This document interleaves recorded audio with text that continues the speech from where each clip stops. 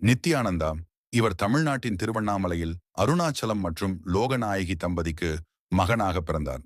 அவர் தனது 3 வயதில் யோகிராஜ் யோகானந்தபூரி என்பவரால் முதலில் கவனிக்கப்பட்டார்.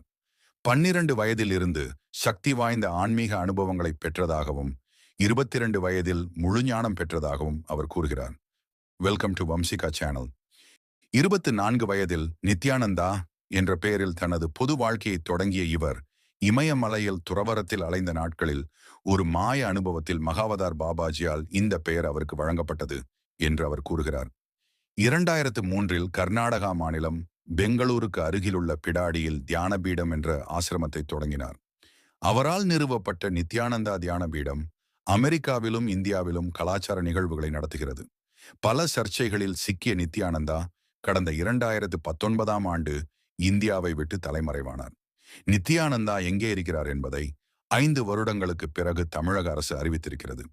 ஆரம்பத்தில் தவறான வீடியோக்களால் தான் நித்யானந்தா என்று ஒருத்தர் இருக்கிறார் என்பது பலருக்கும் தெரிய ஆரம்பித்தது.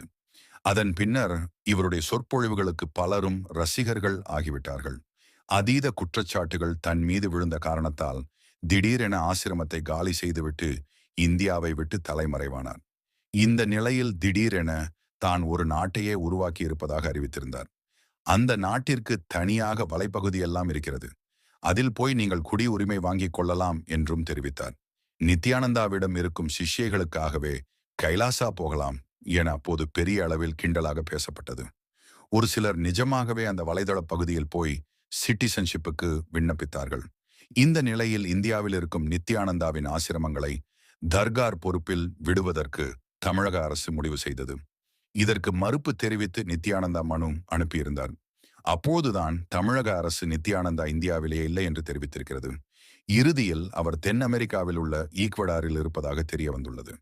நித்யானந்தா இந்தியாவிலேயே இல்லாததால் அவருடைய மனுவை கோர்ட் தள்ளுபடி செய்திருப்பது குறிப்பிடத்தக்கது.